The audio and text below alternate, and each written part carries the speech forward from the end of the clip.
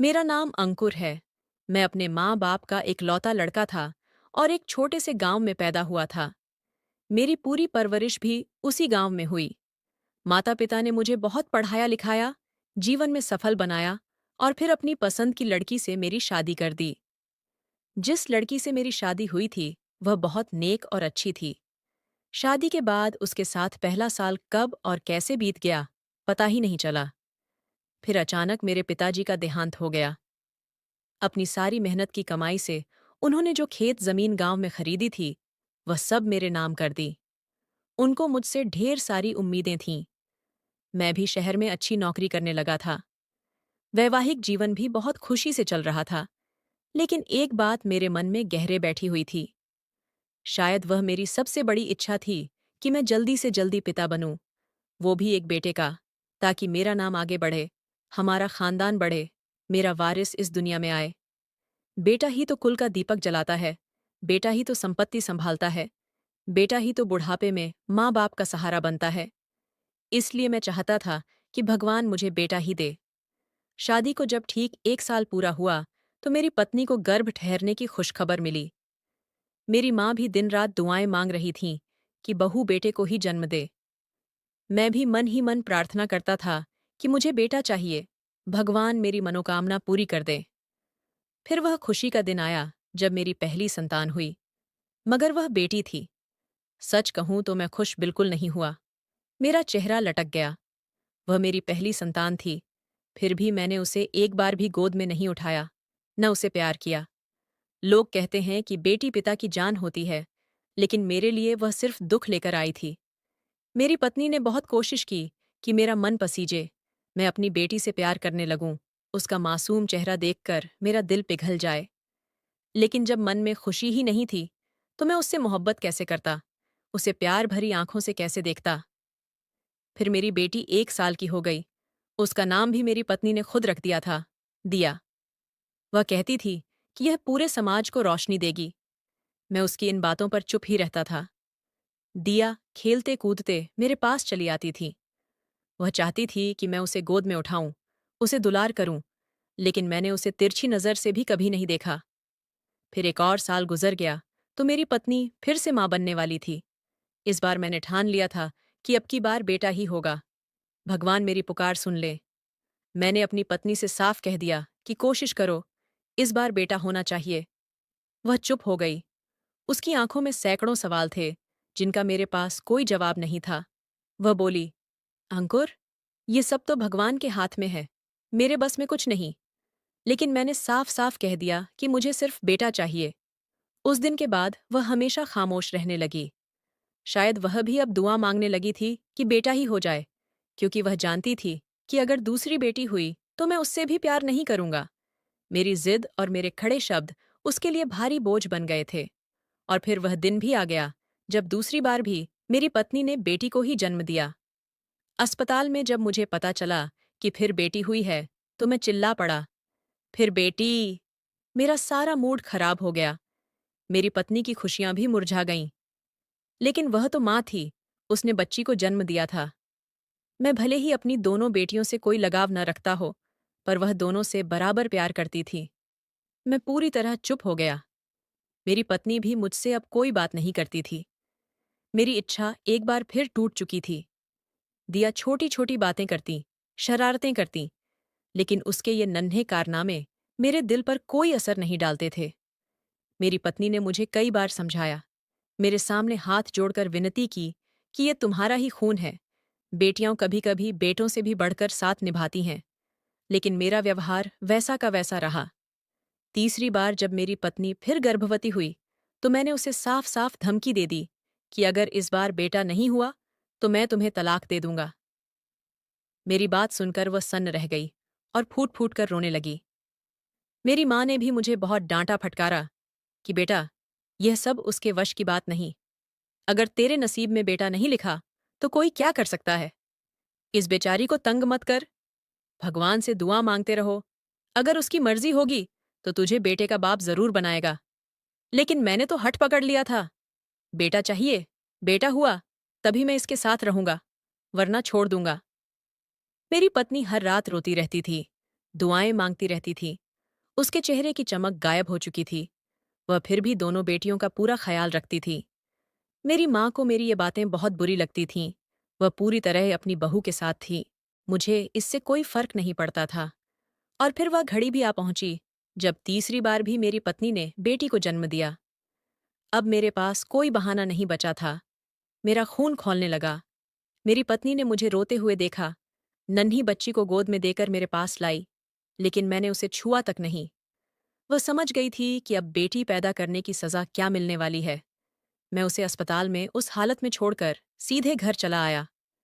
अगले ही दिन मैंने वकील से तलाक के कागजात तैयार करवाए और जैसे ही मेरी पत्नी अस्पताल से छुट्टी लेकर घर लौटी, मैंने वे कागजात उसके मुंह पर दे मारे और बोला, मुझे तुम्हारे साथ नहीं रहना।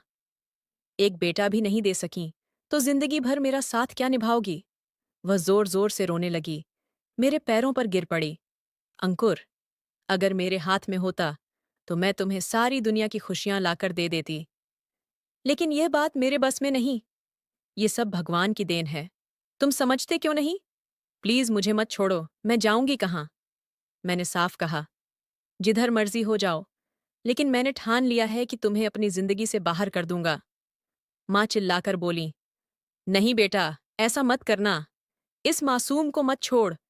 तू जानता है ना, इसके खुद के माँ बाप भी इस दुनिया में नहीं हैं। ये बिल्कुल अकेली है। अब इसके लिए तो सिर्फ तू और इसकी तीनों बेटियां ही सहारा हो। बेटा, इस बेसहारा का दिल मत तोड़। मैंने गुस्से में जवाब दिया, माँ, आप भी इसी की पक्षधर बन गई? अगर इसका सहारा सिर्फ बेटियां हैं, तो ये उन्हीं के साथ रहे। मैं भी तो आपका सहारा बना हूं ना। अगर मेरा बेटा होगा, तो वही मेरा बुढ़ापे का लाठी बनेगा। आप लोग ये बात समझते ही क्यों नहीं? मगर मैंने किसी की एक भी बात नहीं मानी। माँ फिर भी बहू का साथ देती रही और बोली, मेरी बहू इस घर से कहीं नहीं जाएगी। ये इसका अपना घर है, यहीं रहेगी। मैंने तुरंत कहा, ठीक है, तो फिर या तो ये और इसकी तीनों बेटियां रहें या मैं। मैंने अपना बैग भरा और घर छोड़ने लगा। वैसे भी मेरा रोज शहर आना जाना था। नौकरी भी वहीं थी। मैंने मन बना लिया था कि शहर में ही कोई किराए का कमरा ढूंढ लूंगा। वहीं नौकरी करता रहूंगा, वहीं बस जाऊंगा। मैंने अपने परिवार से सारे रिश्ते नाते हमेशा के लिए तोड़ दिए। माँ और पत्नी मेरे पैरों पर गिरकर जोर जोर से रो रही थीं, लेकिन मैंने किसी की गुहार नहीं सुनी। उनको रोते बिलखते छोड़कर मैं उस घर से निकल गया और उन सब से सारे नाते खत्म कर लिए। शहर पहुंचकर मैंने अपनी नई जिंदगी शुरू कर दी। मन में एक नई उम्मीद थी कि पहला तलाक तो हो ही चुका, अब यहां दूसरी शादी कर लूंगा। उस वक्त मुझे जरा सा भी दुख नहीं था, न पछतावा था। बस एक जुनून सवार था कि शादी करूंगा और बेटे का बाप जरूर बनूंगा, उसे अपना उत्तराधिकारी बनाऊंगा। मुझे खुद नहीं पता था कि मैं असल में किस चीज का वारिस ढूंढ रहा हूं, जमीन जायदाद का या अपनी क्रूरता का। शहर में आते ही मैंने पुरानी जिंदगी को पूरी तरह भुला दिया। वो गांव, वो घर, वो पहली पत्नी और तीन बेटियां, सब जैसे मेरे जीवन में कभी थे ही नहीं। यहां मुझे एक खूबसूरत लड़की मिली। मैं खुद उसके घर रिश्ते की बात लेकर पहुंच गया। उसके माँ बाप बहुत गरीब थे, बस यही चाहते थे कि उनकी बेटी का ब्याह कहीं अच्छे घर में हो जाए। उन्होंने खुशी खुशी अपनी बेटी मेरे साथ ब्याह दी। पहले कुछ दिन तो हम किराए के मकान में ही रहे, लेकिन जल्दी ही मैंने अपनी कमाई से एक छोटा सा अपना घर खरीद लिया। गांव से मैं अपनी सारी जमीन के कागजात, अपने कपड़े, सारे दस्तावेज, यहां तक कि छोटी से छोटी चीज भी साथ ले आया था, क्योंकि मुझे पता था कि अब कभी वहां लौटना नहीं है। ये नई लड़की बहुत अच्छी थी। इसका नाम सान्या था। मैंने इसे अपनी सारी पुरानी कहानी बता दी थी। उसने मुझे ढाढ़स बंधाया कि वह मुझे जरूर बेटे का पिता बनाएगी। वक्त बीता और 1 साल के अंदर ही मैं बेटे का बाप बन गया। मुझे इससे बहुत खुशी हुई, लेकिन यह खुशी ज्यादा दिन टिक नहीं पाई। अचानक गांव से फोन आया कि मेरी माँ इस दुनिया से चली गईं। ये सुनते ही मेरी आंखें भर आईं। मैं अपनी माँ से बहुत प्यार करता था। जिसने फोन किया उसने कहा, माँ का अंतिम संस्कार करने आ जाओ। मगर मैं नहीं गया। यहाँ मैं अपने नवजात बेटे के साथ खुशियां मनाना चाहता था। माँ का अंतिम संस्कार भले न कर पाया, पर बेटा मिलने की खुशी माँ की मौत की खबर से फीकी और उदास हो गई। कुछ दिन बाद माँ की मौत का गम भी दिल से निकल गया। मेरी नज़र में सान्या की इज्जत बहुत बढ़ गई थी, क्योंकि उसने मुझे बेटे का पिता बनाया था। मैं उसकी हर छोटी बड़ी इच्छा पूरी करने लगा। घर में नौकरानी रख दी, ताकि उसे कोई काम न करना पड़े और वह पूरी तरह बेटे की देखभाल कर सके। मेरे बेटे की हर जिद मैं हंसते हंसते पूरी कर देता। वह मेरे लिए दुनिया की सबसे बड़ी उपलब्धि था। फिर भगवान ने मुझे दूसरा बेटा भी दे दिया, तो मेरे घमंड को मानो पंख लग गए। मेरे सारे सपने सच हो गए। मैं अपने दोनों बेटों के साथ बहुत सुखी रहने लगा। मैं अपने आप से कहता, अंकुर, तुझे तेरी जमीन का वारिस, तेरे नाम का वारिस, तेरे वंश को आगे बढ़ाने वाले बेटे मिल गए। मुझे कभी भी अपनी पहली पत्नी और तीनों बेटियों की याद नहीं आई, जिन्हें मैं छोड़कर आगे बढ़ गया था। मैं अपने बेटों से बेहिसाब प्यार करता था, कभी डांटा तक नहीं। वे मुंह से जो भी मांगते, मैं तुरंत लाकर दे देता। सान्या भी उनसे ठीक वैसा ही लाड करती थी।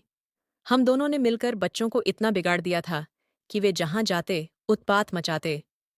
स्कूल में किसी से झगड़ा करें या मोहल्ले में किसी का सिर फोड़ाए, मैं उन्हें कुछ नहीं कहता था, बल्कि दूसरों को ही दोषी ठहराता। अगर कोई शिकायत लेकर घर आए तो मैं उसे डांट कर भगा देता, कहता, तुम लोग मेरे बच्चों से जलते हो। मेरे बच्चे छोटी उम्र से ही बहुत शरारती और बदतमीज थे, बड़ों से भी बेअदबी से बात करते। मुझे सब मालूम होता, फिर भी मैं चुप रहता, बल्कि उनकी ऐसी हरकतों पर मन ही मन खुश होता। सान्या भी अब मेरी तरह ही हो गई थी। बच्चों की हर गलती पर वह मेरे सामने दीवार बनकर खड़ी हो जाती। अगर मैं कभी गुस्से में उन्हें कुछ समझाने की कोशिश करता, तो वह तुरंत बोल पड़ती, अंकुर, बच्चों को परेशान मत करो। हम दोनों ने गलतियों को सुधारने के बजाय उन्हें और बिगाड़ दिया था। मेरे बेटे हर दूसरे तीसरे दिन किसी न किसी बच्चे को पीटकर या उसका सिर फोड़कर घर लौटते। मैं उन्हें कभी नहीं टोकता था। उल्टा मुझे लगता कि उनमें ताकत है, अपना बचाव करना जानते हैं। मेरे बच्चे बहुत गुस्ताख थे, बड़े बूढ़ों से भी बिना तमीज बात करते। मुझे सब पता था, फिर भी मैं कुछ नहीं बोलता था, बल्कि उनकी इन हरकतों पर गर्व महसूस करता था। जैसे जैसे मेरे दोनों लड़के बड़े होते जा रहे थे, उनकी बातें, उनके काम और उनका व्यवहार मेरे बस से बाहर निकलता जा रहा था। मैं उनके सामने चुप रहता था, क्योंकि यही मेरे उत्तराधिकारी थे। मेरे दिमाग में ये बात पक्की हो चुकी थी कि मेरे बाद मेरे नाम को यही आगे ले जाएंगे। मेरी सारी संपत्ति पर इन्हीं का हक है। मैं समझता था कि मेरे बेटे मेरी ताकत हैं, मेरी शान है। लेकिन मुझे कहाँ पता था कि जिन्हें मैंने सिर आंखों पर बैठाया है, वही एक दिन मुझे धूल में मिला देंगे। अब मेरे दोनों बेटे पूरी तरह जवान हो चुके थे। एक दिन मेरे बड़े बेटे रोहन ने मुझे ही जोर जोर से जवाब दे दिया। मैं उसे काम धंधे की कुछ बात समझा रहा था, तभी उसने कहा, पापा, आप तो हमेशा हमें उपदेश देते रहते हो। बचपन में कभी एक गलती पर टोका तक नहीं, और अब अगर थोड़ी सी चूक हो जाए तो ज्ञान बांटने लगते हो। हम अब बच्चे नहीं हैं। उसकी बात सुनकर मैं चुप हो गया। एक दिन रोहन मेरे पास आया। मैं ऑफिस के कुछ कागजात निपटा रहा था। वह सोफे पर बैठते हुए बोला, पापा, मुझे शादी करनी है। मुझे इस बात से कोई परेशानी नहीं थी, लेकिन जब उसने लड़की का नाम बताया तो मेरे कान खड़े हो गए। वह लड़की मेरे बिजनेस साथी की इकलौती बेटी थी। रोहन उससे प्यार करने लगा था। मैं उस लड़की को अपनी बहू नहीं बनाना चाहता था, क्योंकि उसके बाप ने पार्टनरशिप में मुझे बहुत ठगा था, सिर्फ अपना फायदा देखा था और मुझे नुकसान पहुंचाया था। मैंने रोहन को समझाया, उसके पिता मुझे बिल्कुल अच्छे नहीं लगते और तुम उनकी बेटी को पसंद कर बैठे हो। उसने कहा, पापा, आपको उसके पापा से दिक्कत है, मुझे उस लड़की से फर्क नहीं पड़ता। बस आप रिश्ता पक्का कर दो। मैंने साफ मना कर दिया, नहीं, ऐसा हरगिज नहीं होगा। मैं तुम्हारी शादी उस घर में नहीं होने दूंगा। उस वक्त तो वह चुपचाप उठकर चला गया, सिर्फ इतना कहकर कि वारिस तो पैदा कर लिए, पर उनकी खुशी का आपको कोई ख्याल नहीं। मैं बस चुप बैठा रहा। वक्त यूं ही बीता। दोनों बेटे जवानी के साथ साथ बहुत होशियार भी हो गए थे। मैं बुढ़ापे के दरवाजे पर खड़ा था। अब मुझसे ऑफिस जाना मुश्किल हो गया था। बस घर में रहता और घर का माहौल देखता रहता। जिन बच्चों को मैंने बेहिसाब लाड प्यार दिया था, उनकी हर बात मानी थी, वही अब मेरे लिए मुसीबत बन गए थे। मेरी पत्नी सान्या, जिसे मैंने सिर पर चढ़ाया था, अब छोटी छोटी बातों पर चिढ़ने लगी थी, मुझे ताने मारती थी। उसके चेहरे पर अब परायापन साफ दिखता था। एक दिन रोहन ने कहा, पापा, आपका कमरा हमारे कमरे के ठीक बगल में है। आप रात भर खांसते रहते हो, हमें नींद नहीं आती। छोटा बेटा रुद्र भी यही बोला। सान्या दरवाजे पर खड़ी सब सुन रही थी, लेकिन मुंह से एक शब्द नहीं निकला। मैंने नजरें नीचे कर लीं। अब मेरे पास बोलने की हिम्मत नहीं बची थी। मैं उनके लिए बेकार का बूढ़ा बन चुका था। मेरा बिस्तर और कुछ पुराना सामान उन्होंने स्टोर रूम में डाल दिया। उस कमरे की छत से बारिश में पानी टपकता था। चारों तरफ सीलन थी, घुटन थी, जैसे सालों से कोई वहां सांस भी न लेता हो। मैंने कुछ नहीं कहा, सब्र किया और सोचा कि कम से कम सिर पर छत तो है। मैं वही अंकुर था जो कभी गांव की सैकड़ों बीघा जमीन का मालिक था, वारिस के सपने देखता था। अब छत से पानी टपकता तो मैं चादर में मुंह छिपा लेता। कभी खांसी का दौरा पड़ता तो दबाकर सह लेता। सान्या को भी अब मेरी कोई परवाह नहीं थी। मैं अपने आप को समझाता रहता कि मैं खुशकिस्मत हूं, क्योंकि अपने बेटों के पास हूं। कभी खिड़की से उनकी हंसी मजाक की आवाजें आतीं। वे अपनी मां को मेरी कमजोरियां गिनाते। कई बार जी चाहता कि दरवाजा खोलकर चिल्लाऊं कि मैं वही बाप हूं जिसने तुम्हें सिर पर चढ़ाया, दुनिया की हर खुशी दी। पर न जुबान साथ देती, न शरीर हिम्मत करता। सान्या कभी खुद खाना लेकर आती, कभी नौकरानी से भिजवा देती, पर उसका व्यवहार भी अब बहुत सख्त हो चुका था, मानो मैं सबके लिए बोझ बन गया हूं। मैंने उनकी सारी हरकतें देखकर भी खुद को यही समझाया कि मेरे दो बेटे हैं, इन्हीं के लिए मैंने सब कुछ छोड़ा था, इन्हीं पर भरोसा किया था। पर अब जो बर्ताव कर रहे थे, उसे साफ था कि वे मेरे भरोसे के लायक नहीं रहे। मैं उस स्टोर रूम में अकेला पड़ा रहता, किसी को मेरी खोज खबर तक नहीं लेनी होती थी। एक दिन बाहर से शोरगुल की आवाजें आईं। मैंने खिड़की से झांका और सान्या से पूछा, क्या हो रहा है? उसने हंसते हुए कहा, हमारा रोहन अपनी पसंद से शादी करके लाया है। मैं चौंक गया। उसी लड़की से? वह बोली, हाँ, जैसे आप नहीं माने थे, वैसे ही उस लड़की के पापा भी नहीं माने थे, तो रोहन उसे भगा लाया। मैं बहू के स्वागत की तैयारी कर रही हूं। ये सुनकर मेरे खून में आग लग गई। गुस्सा भर आया, पर मैं कुछ कर नहीं सकता था। जिन बेटों के लिए मैंने सारी जिंदगी कुर्बान कर दी, सारे रिश्ते तोड़ दिए, आज वे अपनी जिंदगी के सबसे बड़े फैसले खुद ले रहे थे, और मैं उनकी खुशी में भी शामिल नहीं था। फिर भी दिल में एक आस बंधी कि शायद नई बहू आएगी तो घर का माहौल बदल जाएगा। लेकिन मैं गलत था। अब मेरी जिंदगी का हर दिन उस स्टोर रूम के अंधेरे में चुपचाप और अकेलेपन में गुजरने लगा। मैं खुद को दिलासा देता रहता, मैं वह बेसहारा बूढ़ा नहीं हूं, मेरे अपने बेटे हैं। आज बुरा वक्त है, कल अच्छा होगा। इसी सोच के साथ हर रात आंखें बंद कर लेता। मगर मुझे कहाँ पता था कि जो तकलीफ मैं अभी झेल रहा था, वह सिर्फ शुरुआत थी। यह कोई अंत नहीं था, बल्कि एक लंबी सजा थी जो मेरे अपने ही लोगों ने मुझे दी थी, और जो अभी पूरी भी नहीं हुई थी। मैं अपने ही घर के उस छोटे से स्टोर रूम में कैद सा होकर रह गया था। वह दिन मुझे आज भी याद है, जब मैं खुद अपनी मर्जी से उस कमरे से बाहर निकला। मुझे बहुत तेज बुखार चढ़ आया था। पूरा बदन थर थर कांप रहा था।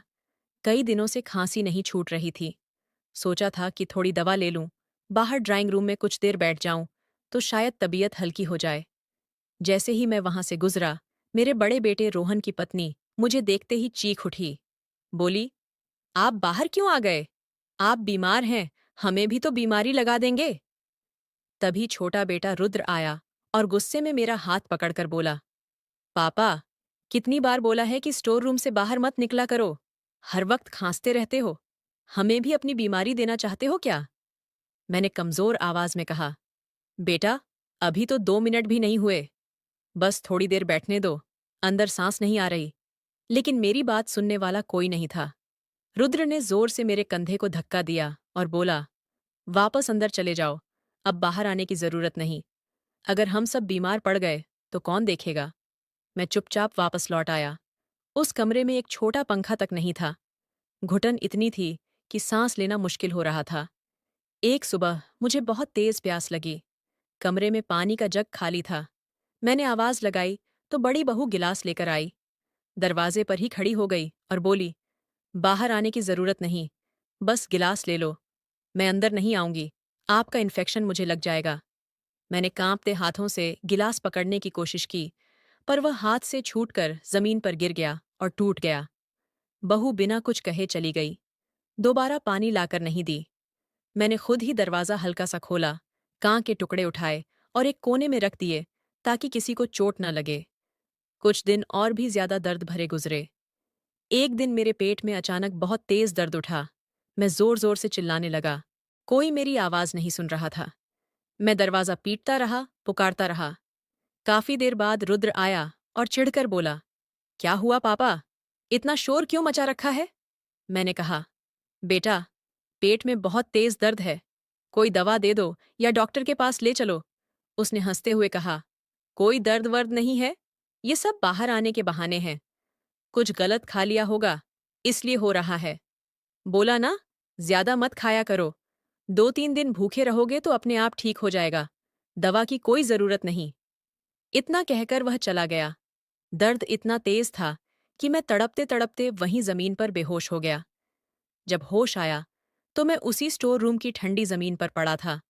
मुझे देखने वाला कोई नहीं था। एक रात मैंने पुराने बक्से में से एक पुराना कंबल निकाला और उसमें लिपट कर सोने की कोशिश की। तभी रोहन आया, कंबल जोर से खींच लिया और बोला, यह क्या गंदगी फैला रखी है? इसकी वजह से पूरे घर में बदबू आ रही है। पुरानी चीजों से बीमारी फैलती है। मैंने हाथ जोड़कर कहा, बेटा, इसे यहीं रहने दे। रात को बहुत ठंड लगती है। लेकिन उसने कंबल उठाकर बाहर फेंक दिया। उनकी हर बात मेरे दिल पर तीर की तरह चुभ रही थी। अब मैं किसी पर भी भरोसा करने लायक नहीं बचा था। सारा प्यार, सारा विश्वास कुचल चुका था। मेरी पत्नी सान्या, जिसकी हर इच्छा मैंने पूरी की थी, आज उसके बेटे ही उसकी हर इच्छा पूरी कर रहे थे।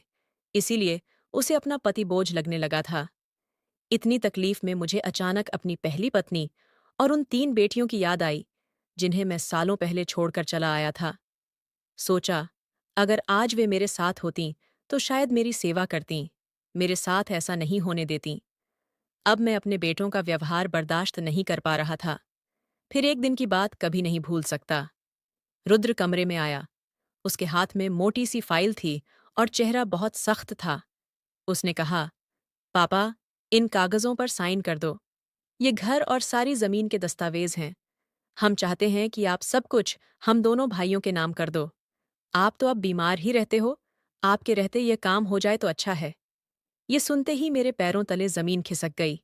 लगा जैसे किसी ने मेरी रूह निकाल ली हो। मैंने धीमी आवाज में पूछा, क्या कहा तुमने? उसने फाइल आगे बढ़ाई और बोला, ये सब तो वैसे भी हमारा है। आप खुद कहते थे ना कि हम आपके वारिस हैं, तो बस कानूनी काम पूरा कर दो। मैंने कहा, हाँ बेटा, तुम दोनों मेरे वारिस हो, सब तुम्हारा ही है। लेकिन जब तक मैं जिंदा हूं, ये मेरे नाम पर रहेगा। मेरे बाद तुम्हारा हक अपने आप बन जाएगा। तभी दरवाजे पर खड़ा रोहन अंदर आया और बोला, आप तो अब बीमार ही रहते हो, पता नहीं कब तक जियोगे। जब हम ही वारिस हैं तो अभी क्यों नहीं दे देते? दोनों भाई एक साथ थे, एक ही जुबान बोल रहे थे। उनकी माँ पीछे खड़ी सब देख सुन रही थी। मैंने समझाने की कोशिश की, बेटा, सब तुम्हारा है, अभी मैं यह नाम नहीं करूंगा। रोहन गुस्से में बोला, हम अब बच्चे नहीं हैं, सब समझते हैं। आपको हम पर भरोसा ही नहीं। आप चाहते हो कि मरने के बाद हम सब लें। रुद्र चिल्लाया, हम आपकी संतान हैं या नौकर? दोनों बहुत गुस्सा हो रहे थे, एकदम आग बबूला हो चुके थे। मैंने हाथ जोड़कर कहा, बस मेरी बात सुन लो, सब कुछ तुम्हारा ही है, अभी सही वक्त नहीं आया। सान्या, जो अब तक चुप खड़ी थी, अचानक बोल पड़ी। वह भी बेटों के साथ मिलकर मुझे ताना देने लगी, अंकुर, तुमने हमें दिया ही क्या है? बस बड़े बड़े वादे। जब सब कुछ बेटों का हक है तो घर का माहौल क्यों बिगाड़ रहे हो? उस पल मेरी आंखों के सामने वही दृश्य था जो मैंने सालों पहले अपनी पहली पत्नी के साथ खुद खड़ा किया था। आज वही सजा मेरे सामने थी, बस किरदार बदल गए थे। उसी दिन रोहन और रुद्र ने मेरा थोड़ा बहुत सामान उठाया और मुझे दरवाजे की ओर धकेल दिया। रुद्र ने साफ कहा, अब आपको यहाँ रहने की कोई जरूरत नहीं। जब सारी जायदाद हमारे नाम कर दोगे, तभी इस घर में कदम रखना। दोनों भाइयों ने मिलकर मुझे घर से बाहर निकाल दिया। मेरे पैर अपने आप सड़क पर चलने लगे। न मेरे पास बैग था, न कपड़े, न 1 रुपया। सिर्फ आंखों में आंसू और कमजोर शरीर। जो थोड़ा सामान था, उसे भी उन्होंने बाहर फेंक दिया था। पर मुझमें इतनी ताकत नहीं बची थी कि उसे उठाकर कंधे पर रखता। अपने ही शहर की गलियां मुझे पराई लगने लगीं। चारों तरफ शोर था, लेकिन मेरे अंदर की खामोशी जोर जोर से चीख रही थी। मैं एक पेड़ के नीचे धम्म से बैठ गया और सोचने लगा, अंकुर, तू जो कभी वारिसों के बड़े बड़े सपने देखता था, आज उन्हीं वारिसों ने तुझे सड़क पर लापटका। अब मैंने ठान लिया था कि कानून का सहारा लूंगा, पुलिस के पास जाऊंगा।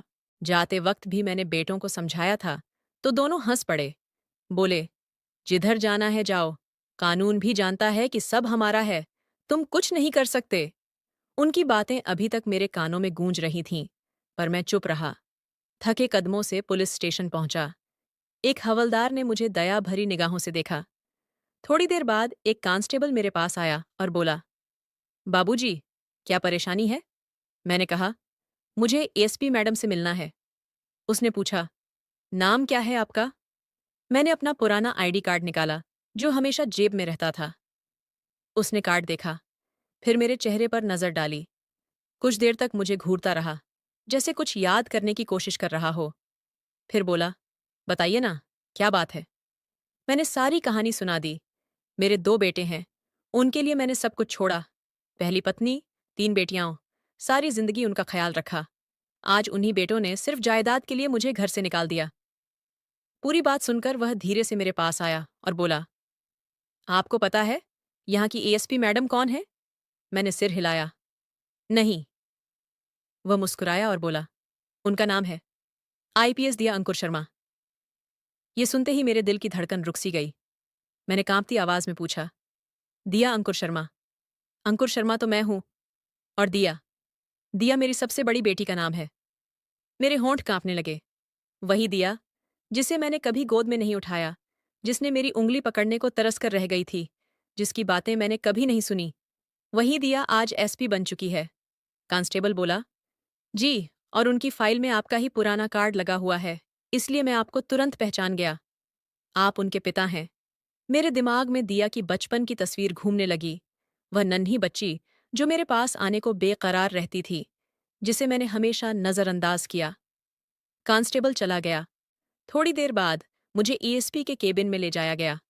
मेरे दिल में डर था, शर्म थी और एक पतली सी उम्मीद भी थी कि शायद मेरी बेटी मुझे देखना चाहेगी। जब मैंने छोड़ा था, तब वह बोलना भी ठीक से नहीं जानती थी। कांस्टेबल मुझे अंदर ले गया। दरवाजा खुला तो सामने कुर्सी पर वर्दी में एक सुंदर, तेजस्वी चेहरा वाली महिला बैठी थी। उसका चेहरा बिल्कुल मेरी पहली पत्नी जैसा था। पहली नजर में ही मैं समझ गया, ये मेरी दिया है। बचपन की मासूमियत अब मजबूती में बदल चुकी थी। मुझे उसके सामने कुर्सी पर बिठाया गया। उसने सख्त आवाज में पूछा, जी, बताइए क्या काम है? मैंने हिम्मत जुटाई और बस इतना कह पाया, बेटी, दिया, मुझे माफ कर दो। मेरी आंखों से आंसू बहने लगे। वह मुझे और मेरी आवाज को एकदम पहचान गई। उसकी आंखें भर आईं, लेकिन तुरंत खुद को संभाला और जोर से चिल्लाई, कांस्टेबल, इन्हें यहां से ले जाओ, मेरे कमरे से बाहर करो। मैं कुछ कहने ही वाला था कि 2 हवलदार आए, मेरे बाजू पकड़े और मुझे बाहर खींचकर खड़ा कर दिया। मैं भी दरवाजे पर खड़ा होकर फूट फूट कर रोने लगा।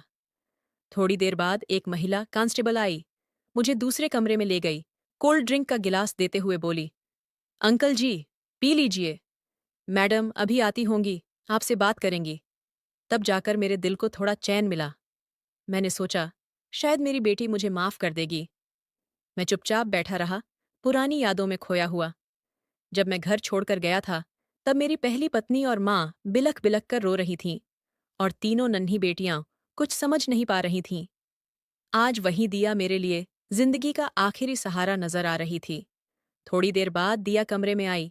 उसने देखा कि मैंने कोल्ड ड्रिंक नहीं छुई। बोली, पी लीजिए ना, आपको इसकी सख्त जरूरत है। मैंने सिर उठाकर उसकी ओर देखा।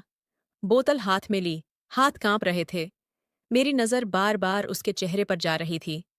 मैं बोलना चाहता था, पर शब्द मुंह तक नहीं आ रहे थे। आखिरकार मैंने धीमी आवाज में कहा, बेटी, मुझे माफ कर दो। उसने हाथ उठाकर मुझे रोक दिया और साफ ठंडी आवाज में बोली, मुझे इसकी कोई जरूरत नहीं है। उसकी आवाज में हल्की सी कंपी थी। शायद उसके दिल में कुछ तूफान उठ रहा था। वह बोली, आपकी तकलीफ मुझे समझ आ गई है। मैंने आपके दोनों बेटों के खिलाफ मुकदमा दर्ज कर लिया है। कानून अपना काम करेगा। मेरी आंखें भर आईं। मुझे पूरा यकीन था कि मेरी बेटी मेरा साथ जरूर देगी, लेकिन उसने तुरंत साफ कर दिया, सुनिए, मैं आपको नहीं जानती कि आप कौन हैं। मेरा वास्ता सिर्फ कानून से है। मेरा फर्ज है कि हर बेबस इंसान की मदद करूं। आप अपने ये प्यार भरे शब्द अपने बेटों के लिए बचाकर रखिए, जो शायद अभी भी आपका इंतजार कर रहे होंगे। ये कहकर वह मुड़ी और कमरे से बाहर चली गई। मैं वहीं कुर्सी पर धम्म से बैठा रह गया। उसके इन शब्दों ने मुझे अंदर तक तोड़ दिया था। सारी उम्र मैं यही मानता रहा कि सिर्फ बेटे ही वारिस होते हैं। पर आज मेरी बेटी ने मेरे लिए वह किया जो किसी बेटे ने नहीं किया। मुझे इंसाफ दिलाया, मेरी बात सुनी, मेरी मजबूरी को जगह दी। लेकिन जिस चीज की मुझे सबसे ज्यादा जरूरत थी, उसकी मोहब्बत, उसकी माफी, वह मुझसे हमेशा के लिए छिन गई। शायद यह सब मैंने खुद अपने हाथों बर्बाद किया था। मेरी बेटी आज इंसाफ की कुर्सी पर बैठी थी और मेरे लिए वह सब कर रही थी जो एक सच्ची बेटी अपने बाप के लिए कर सकती है, सिवाय इसके कि मुझे पापा कहे। कमरे में सन्नाटा था। बाहर हल्की हल्की बारिश हो रही थी। मैंने खिड़की से देखा तो लगा आसमान भी मेरे अंदर की हालत पर रो रहा है।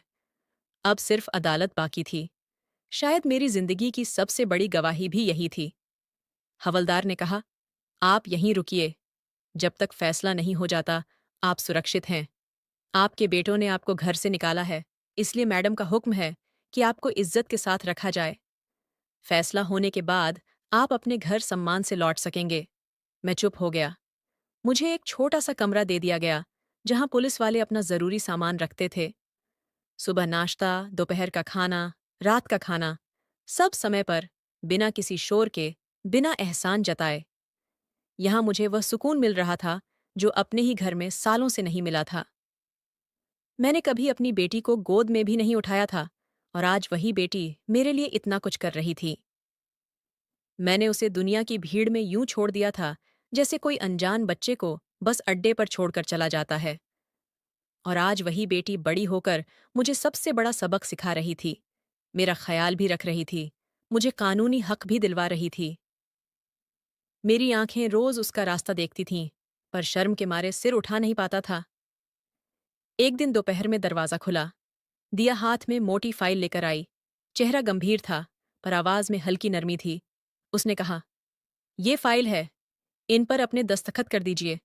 मैंने आपके लिए अदालत में केस दायर कर दिया है। कल सुनवाई है। आपके दोनों बेटे भी आएंगे, आपको भी ले जाया जाएगा। मैंने उसकी ओर देखा और चुप रहा। वह धीरे से बोली, लगता है आप गलत रास्ते पर चल पड़े हैं। अपने ही बच्चों के खिलाफ मुकदमा कर रहे हैं। अभी भी वक्त है, आप अपना फैसला बदल सकते हैं। मैंने धीमी आवाज में कहा, नहीं बेटी, जिंदगी में पहली बार मैंने सही फैसला लिया है। वह एक पल मेरी ओर देखती रही, फिर बिना कुछ कहे वापस चली गई। उसके जाने के बाद मैं देर तक उस फाइल को देखता रहा, जिसमें मेरा नाम था, मेरे बेटों का नाम था, और वे सारी जमीनें थीं जिनके लिए मैंने रिश्ते तोड़े थे, इज्जत कुचली थी, एक औरत के सपने छीने थे, 3 मासूम बेटियों को बेसहारा छोड़ा था। मुझे अपनी पहली पत्नी की याद आई। सोचा, उसने अकेले मेरी बेटियों को कितनी अच्छी तालीम दी कि बड़ी बेटी आज आईपीएस बन गई। अभी तक मैं अपनी 2 छोटी बेटियों से नहीं मिला था। पता नहीं वे कहाँ हैं, कैसी हैं। उनसे भी मिलने की इच्छा थी, पर शर्म के मारे हिम्मत नहीं हो रही थी। अब मैंने ठान लिया था, अपनी सारी जायदाद मैं अपने 5 बच्चों में बराबर बांटूंगा। बेटियां भी तो मेरा ही खून है, जिन्हें सारी उम्र मेरे प्यार का एक कतरा भी नहीं मिला। क्या मैं इतना भी हक नहीं दे सकता कि उनकी झोली में अपनी संपत्ति का छोटा सा हिस्सा डाल दूं? मैंने सारी जिंदगी बेटों की गलतियां नजरअंदाज कीं, उल्टा वे मुझे ही लावारिस समझते रहे। अगले दिन जब मैं अदालत के दरवाजे से अंदर घुसा, तो सामने रोहन और रुद्र खड़े थे। उनके चेहरे लाल थे। रोहन ने मेरा बाजू पकड़कर झटका दिया और बोला, पापा, आप पागल हो गए हो? ये तीनों बेटियां कहाँ से आ गईं? और आपको इनको हिस्सा क्यों देना है? रुद्र ने धमकी दी, हमें हमारी पूरी जायदाद चाहिए। अगर बेटियों को हिस्सा दिया तो याद रखना, हम आपको अदालत में घसीटेंगे। उनकी आवाज यहीं दब गई, क्योंकि चारों तरफ लोग देखने लगे। पर मेरे अंदर अचानक एक नई ताकत जागी। मैंने दोनों को सीधे आंखों में देखकर कहा, आज मैं जिसे हक दूंगा, उसे दूंगा जिनसे मैंने सारी जिंदगी यह हक छीना था। मेरी बेटियां भी मेरा खून है, ठीक वैसे ही जैसे तुम हो। ये सुनते ही दोनों आग बबूला हो गए। रुद्र ने मेरे कॉलर पर हाथ डाल दिया और चिल्लाया, शर्म नहीं आती आपको? सारी उम्र हमें वारिस कहाँ, और अब अचानक इन बेटियों को हमसे ऊपर समझने लगे। तभी दिया ने दौड़कर आकर रुद्र को जोर से धक्का दिया, रोहन के गाल पर तेज थप्पड़ मारा और गुस्से से बोली, अपने बाप का कॉलर पकड़ते हो? तुम्हें जरा भी शर्म नहीं? फिर सख्त आवाज में कहा, अब जो बात होगी अदालत के अंदर होगी। चलो। दोनों भाई मुझे घूरते हुए तेज कदमों से अंदर चले गए। दिया की वर्दी सूरज की तरह चमक रही थी। उसकी आंखों में जलता गुस्सा साफ दिख रहा था। मेरी आंखों से आंसू बह रहे थे। सारी जिंदगी मैं बेटा बेटा चिल्लाता रहा, पर आज मेरी बेटी मेरा सबसे बड़ा सहारा बन चुकी थी। वह बेटी, जिसे मैंने सारी उम्र बेसहारा समझा था, मेरे पास आई और धीरे से बोली, जो भी कहना है साफ और जोर से कहिए, मैं आपके साथ हूं। उस दिन उसकी वर्दी के नीचे मेरे लिए सालों से दबी हुई मोहब्बत साफ झलक रही थी। अदालत में सब लोग इकट्ठा हो चुके थे। कानून के मुताबिक मुझे गवाही देने के लिए कटघरे में खड़ा किया गया। मेरा दिल जोर जोर से धड़क रहा था, आंखें नम थीं, पर मुंह पर सिर्फ सच था। मैंने कहा, मेरा नाम अंकुर शर्मा है।